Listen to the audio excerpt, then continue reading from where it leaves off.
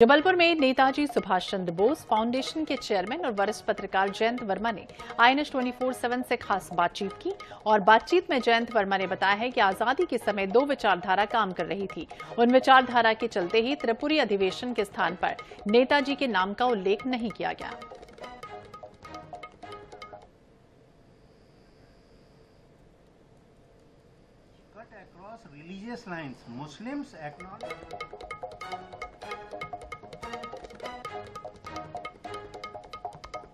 बोस का जबलपुर से गहरा संबंध है। दूसरे जो राष्ट्रीय नेता रहे हैं हमारे आज़ादी के पहले के, और दूसरा कांग्रेस से उन्होंने जब यहाँ से त्याग पत्र दे दिया, छोड़ दिया, तो फॉरवर्ड ब्लॉक उन्होंने एक अपना जो विचारधारा थी, एक जो उन्होंने दल बनाया, उसका जन्म भी, उसकी विचार भी जबलपुर में पनपा था।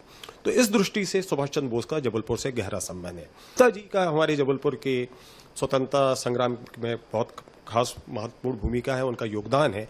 तो जबलपुर की और नेताजी को एक दूसरे से पूरक बनाते हुए उनके एक स्थायी स्मारक बनाना चाहिए, जिससे कि हम नेताजी को हम तो याद करें, हमारी आने वाली पीढ़ी भी याद करें।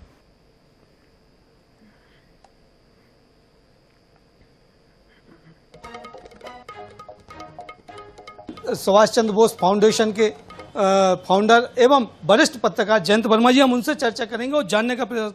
जिस प्रकार से अगर हम बात करें 1939 की, तो राष्ट्रीय अध्यक्ष बने थे कांग्रेस के। उसके बाद जहाँ पे ये त्रिपुरी अधिवेशन हुआ था, वहाँ कोई भी प्रतिमा, कोई भी नेम प्लेट या किसी प्रकार का कोई मूवमेंट नेताजी सुभाष चंद्र बोस का नहीं है, जबकि महात्मा गांधी का वहाँ पर बना दिया गया है, जवाहरलाल नेहरू का। क्या लगता है आपको, किस प्रकार से देखते हैं? देखिए, ये जो पूरा भारत की आज़ादी का आंदोलन है, ये दो भागों में हम इसको देख सकते हैं। एक तो वो है जो अंग्रेज़ों से समझौता करके आज़ादी लेना चाहते थे, और समझौते में शर्तें होती हैं। तो जैसे समझौता हुआ तो उसमें शर्त ये थी कि पाकिस्तान बनेगा, तो देश का बंटवारा हो गया। हाँ, और नेताजी सुभाष चंद्र बोस थे कि वो समझौता नहीं चाहते थे। उन्होंने कहा कि हम आज़ादी चाहते हैं और अंग्रेज तत्काल चले जाएं। त्रिपुरी कांग्रेस जब हुई थी, उसके पहले सेकेंड वर्ल्ड वॉर होने वाली थी, और उन्होंने ये कहा, उनकी अंतर्राष्ट्रीय समझ बहुत ज़बरदस्त थी, उतनी ना गांधी की थी ना नेहरू की थी। तो उन्होंने कहा कि अब अंग्रेज फंसने वाला है, हाँ, और उसको लड़ाई में भारतीय लोगों की सेना चाहिए, उसकी तो आबादी भी नहीं होती। तो ऐसा करते हैं कि अंग्रेज को एक अल्टीमेटम देते हैं। उन्होंने ये प्रस्ताव यहाँ रखा, और वो अल्टीमेटम ये रहेगा कि आप हमको तत्काल भारत से आज़ादी दे दो, हाँ, और यदि नहीं देते हो तो हम तुमसे मतलब नॉन कोऑपरेशन करेंगे, मतलब भारतीय कोई भी आपके सेना में भर्ती नहीं होगा। तो नेताजी सुभाष चंद्र बोस ने जब ये अल्टीमेटम दिया, तो इसके बाद फिर ये हो गया कि अंग्रेज़ों ने कहा कि भले ही सुभाष चंद्र बोस जीत गए, गांधी जी ने तो कहा था कि यदि ये हारेंगे और पट्टाभी सीतारामैया जीत जाएगा तब तो ठीक है, और यदि पट्टाभी हारेगा तो मेरी हार होगी, और उन्होंने स्वीकार किया। सबसे अग्रणी रहा है, और यहाँ पर अनेक प्रकार के जो आयोजन हैं वो हुए हैं। स्वतंत्रता प्राप्ति के पूर्व जो आयोजन हुए हैं, उसमें सबसे पहला नाम आता है झंडा सत्याग्रह का, और दूसरा नाम जो है वो कांग्रेस का 52वां अधिवेशन जबलपुर में हुआ था, और जिसका नाम दिया था त्रिपुरी अधिवेशन। त्रिपुरी अधिवेशन में गांधी जी के अधिकृत प्रत्याशी पट्टाभाई सीतारामैया की हार हुई थी, और नेताजी सुभाष चंद्र बोस ने उनको 203 वोटों से हराकर अध्यक्ष पद पर जीत हासिल की थी।